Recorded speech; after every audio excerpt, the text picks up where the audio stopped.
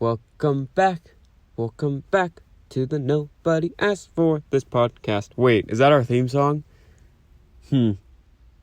Not too bad. You know, I didn't know that was gonna, pour out of me. Maybe it was a song that was within my spirit this morning, this Wednesday morning, or Thursday when you're listening to this. As if there's someone listening to this. But you know what I mean. I just, click that little red button on my phone. Because again, this is not recorded on any actual equipment. We're a fully, I like to say mobile business.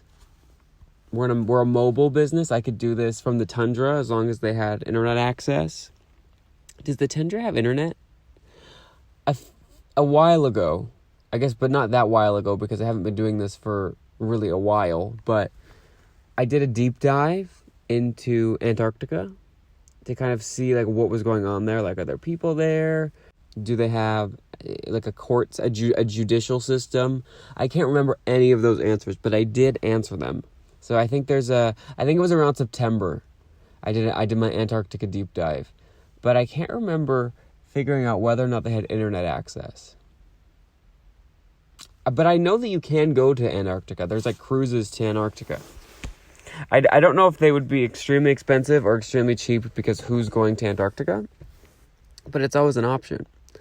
Anyway, welcome back to the Nobody Asked For This podcast. I hope everyone has had a great week. We're getting into the year. We're mid-February. It was Christmas very soon ago, and it's already mid-February. I have to say the first 3 months of the year, which I consider to be winter, January, February, March, those full months should be winter. I don't know why it's not. Have to say are my least favorite months of the year. I feel like nothing is really happening. We're just coming out of Christmas where it was party, party, party. Now, I didn't actually get invited to any of these parties, but I know that they happened. And you're okay, let me have a gingerbread latte. Let me have a caramel brulee, which we've recapped before. I don't really taste much brulee. I taste more caramel. Maybe throw in a peppermint mocha. We can do a cranberry bliss bar. We can do sugar cookies. We can do, chocolates that people gifted to either you or others that you can steal, There's excitement. I love Halloween. Not that I've ever I've dressed up when I was younger, but not in the last probably while have I ever dressed up. But I enjoy Halloween. Candy corn is my favorite food group. Even when they dye it after Halloween, when they dye it red and green, and it's reindeer corn, still enjoy that. But yeah, January, February, March, it just doesn't do anything for me. So, I don't know who I should complain to. I don't know that there is someone who can fix anything about that. Maybe I have to fix it for me.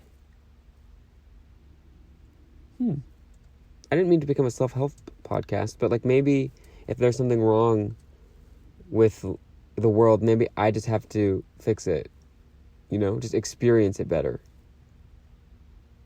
That sounds like a lot of work and a lot of responsibility. Do you know what's the worst? Sometimes I wish I didn't have the brain that I do, because I think I have really good ideas, and I sometimes think really smart things, as I'm sure has been heavily detailed in the last 30 whatever episodes of this podcast, but I don't have the resources or basic motivation or work ethic to complete those. So I almost wish I never had the good idea in the first place. I wish I just kind of lived. Ignorance is bliss. And sometimes I wish I had more bad or just non-ideas.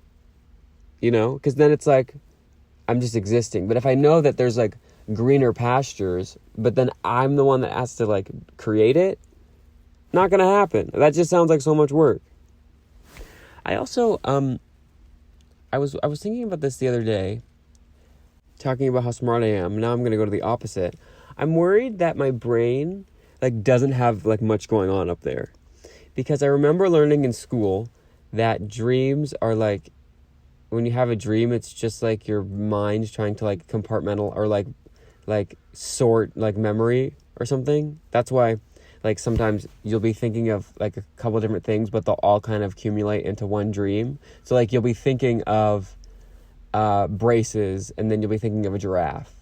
And then your dream is a giraffe with braces, because it's kind of all those things mushing. I don't dream.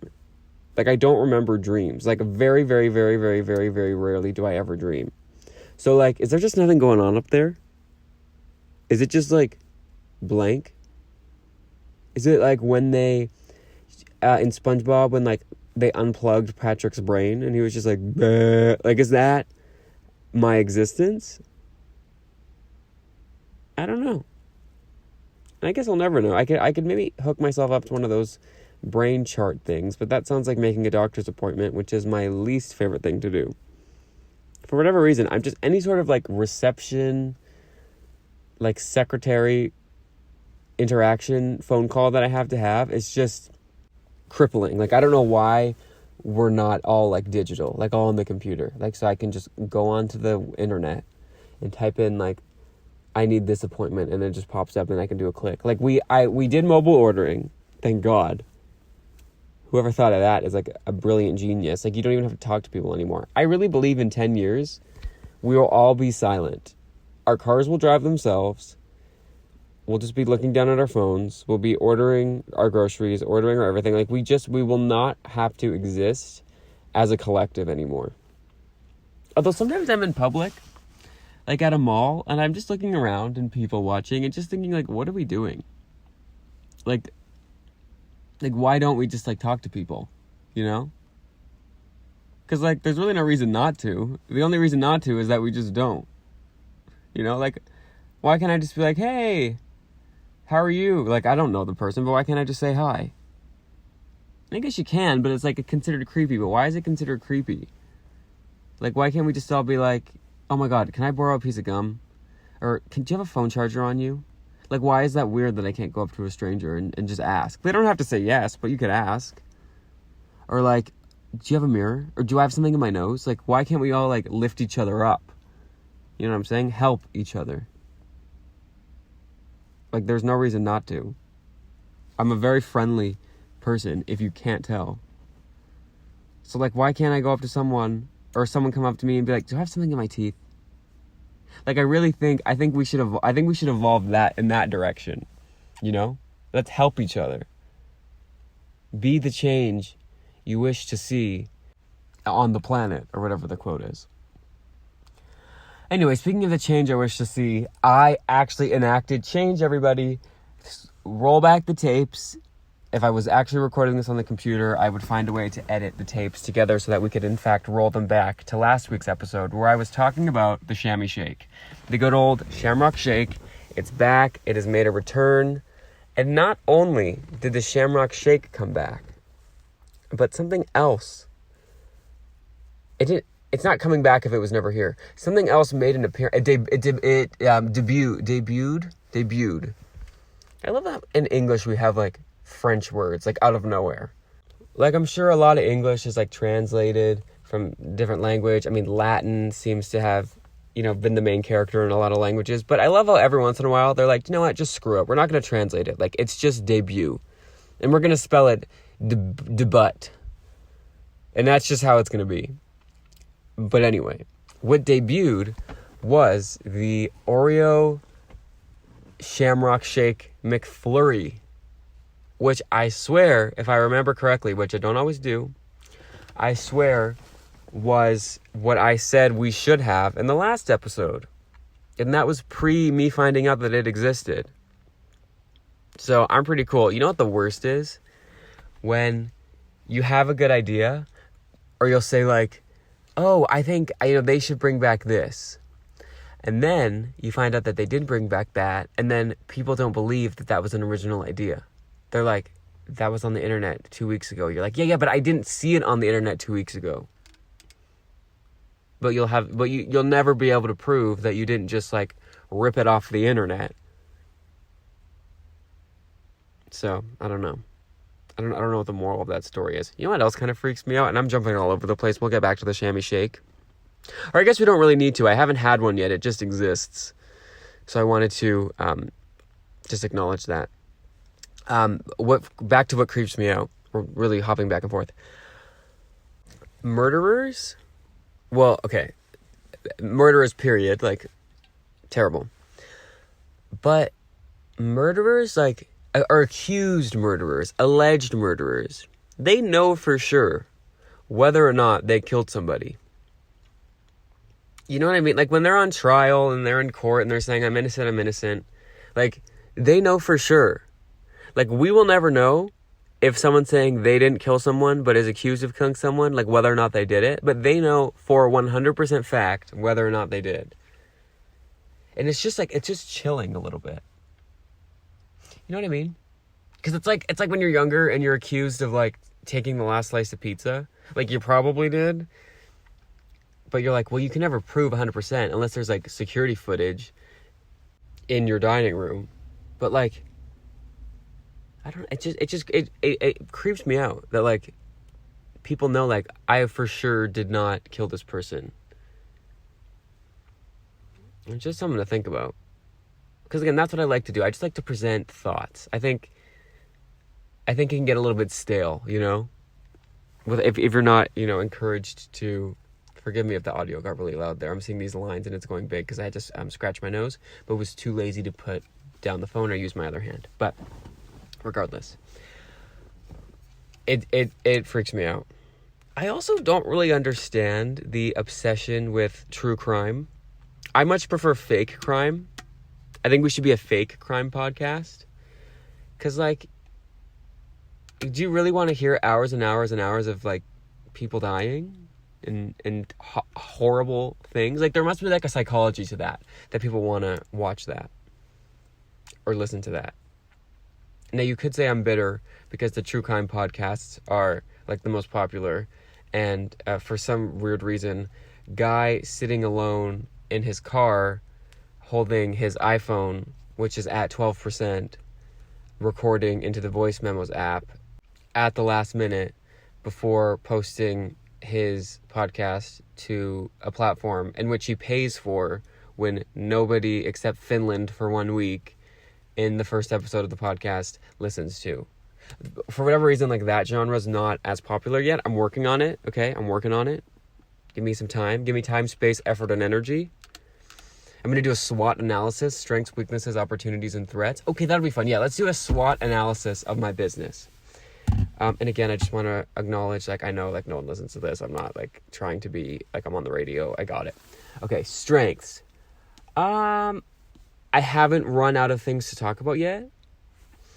Weaknesses. My lack of audience. Also, my lack of planning. That could be a strength and a weakness because I feel like I really should have ran out of stuff to talk about by now, but I just haven't.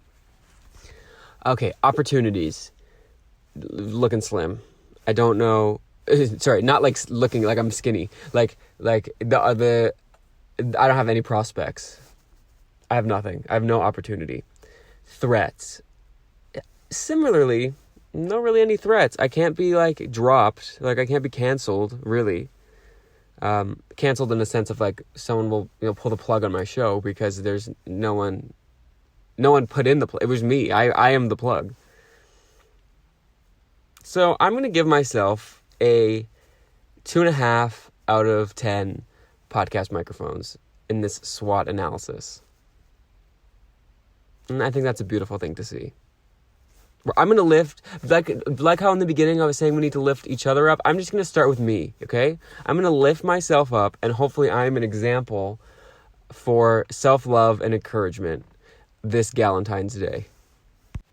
Speaking of Valentine's Day, something I've noticed that I actually do not appreciate, which I think should be in the SWOT analyses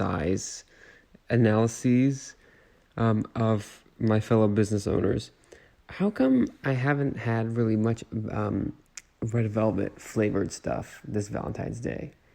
Normally, Dairy Queen will hit me with a blizzard, like a red velvet blizzard. You know, maybe you're walking through the supermarket and you see, some Valentine's Day cupcakes. Maybe even like you go to the ice cream shop and there's a Valentine's or a red velvet flavor. I haven't seen any of that. Also, quick question. What is red velvet? I still don't know. Does it have anything to do? Is there like velvet in it? What makes it velvety? It like apparently someone told me it's just chocolate dyed, but it doesn't really taste like chocolate. Okay, red. Like, are we all like suckers? Okay, red velvet. Apparently, okay. Some live Googling. Red velvet cake is traditionally a red brown, crimson, or scarlet. Red would have sufficed. Colored layer cake, layered with ermine icing.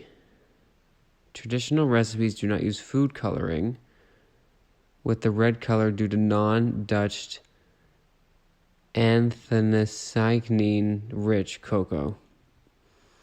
Okay, well, that tells me nothing. And also, what the hell is ermine icing?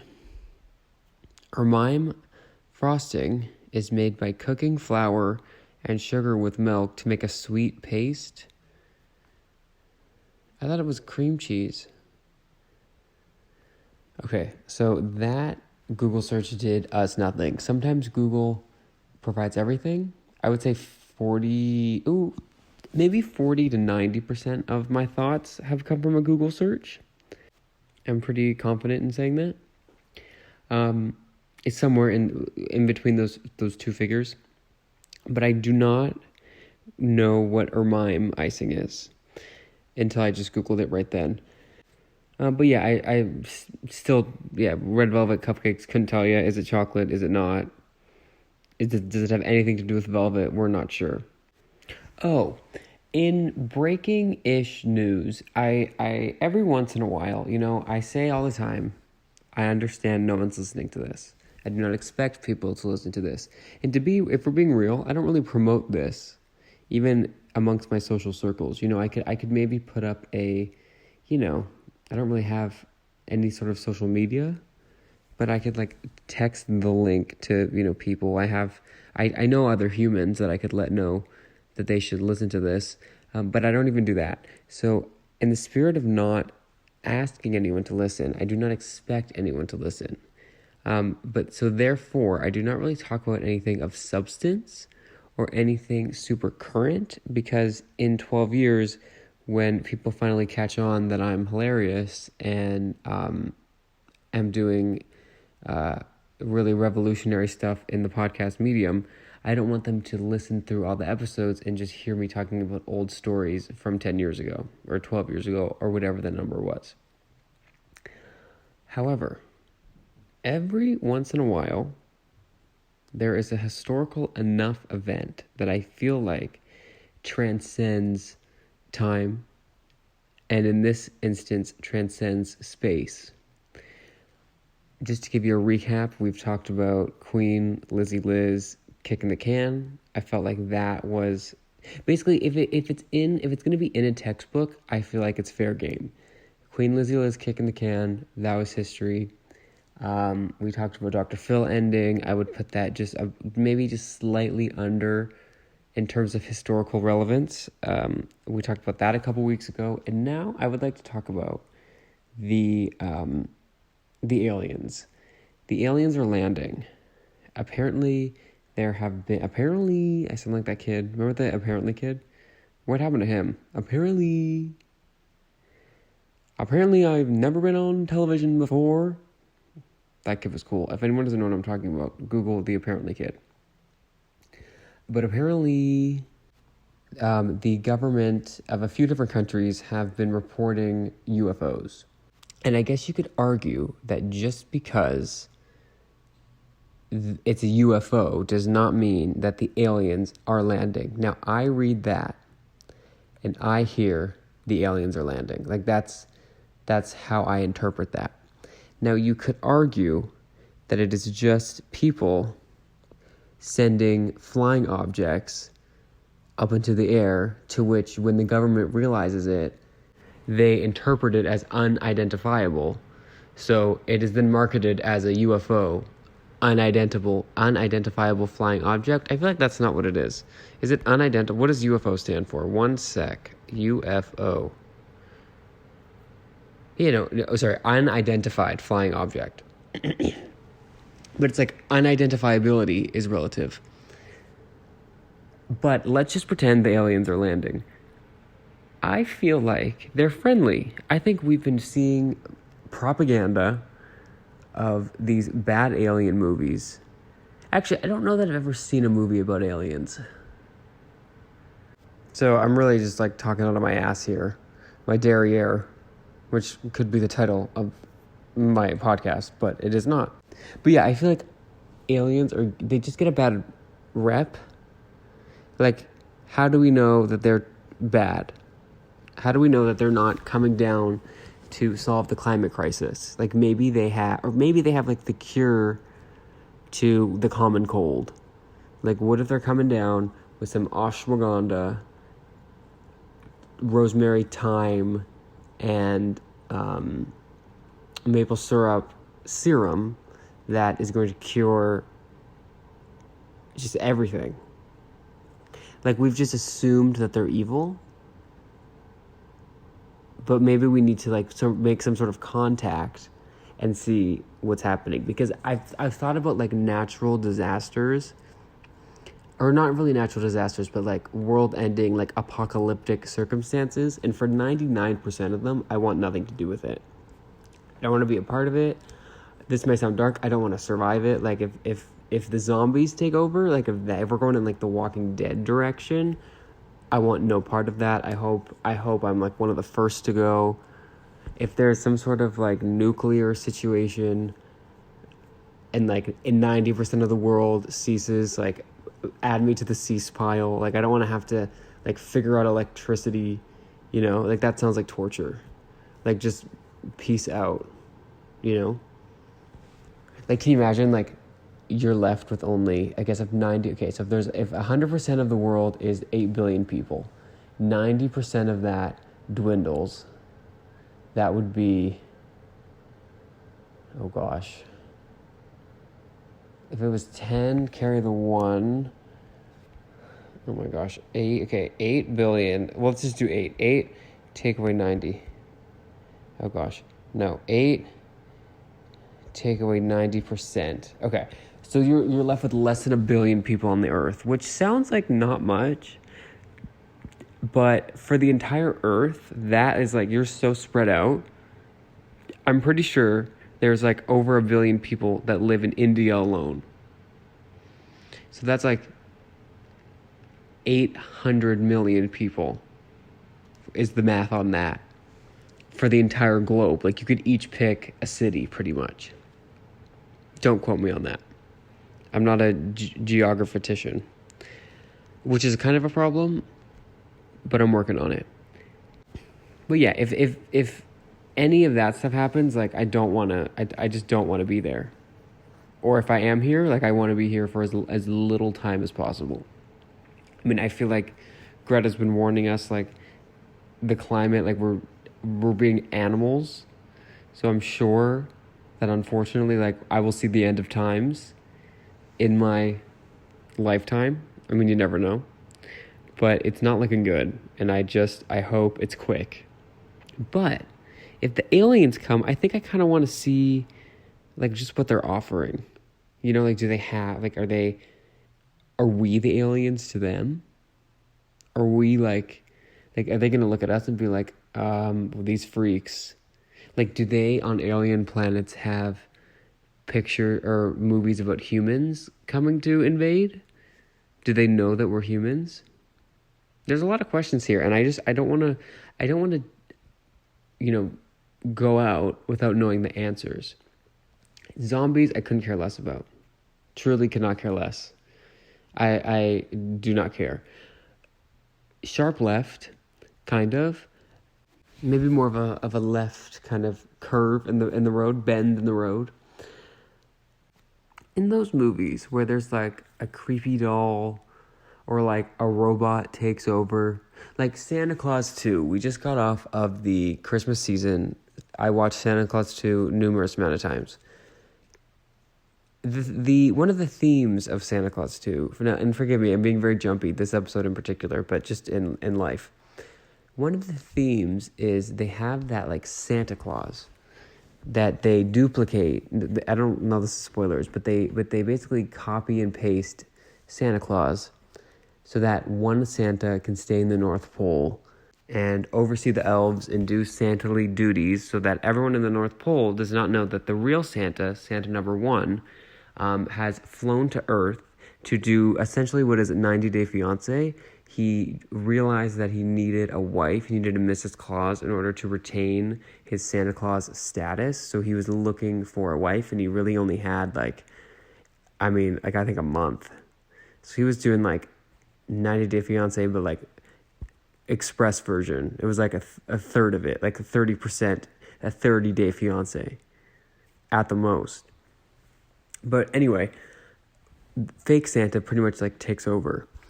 And I can't help but realize that this happens. This is a theme in a lot of movies where a robot takes over, a doll takes over.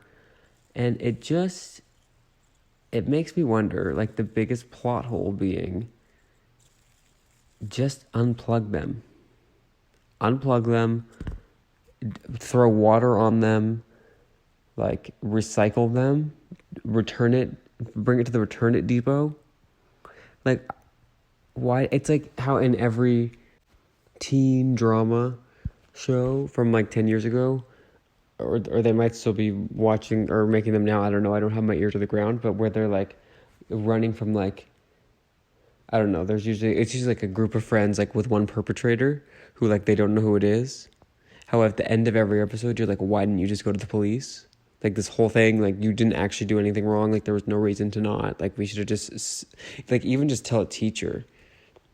Although usually the teachers in those shows are a little bit sketchy, just a bit. But yeah, it's why didn't we just unplug this robot that was taking us, to the end of times? I don't know. I can't answer every question. I can ask it.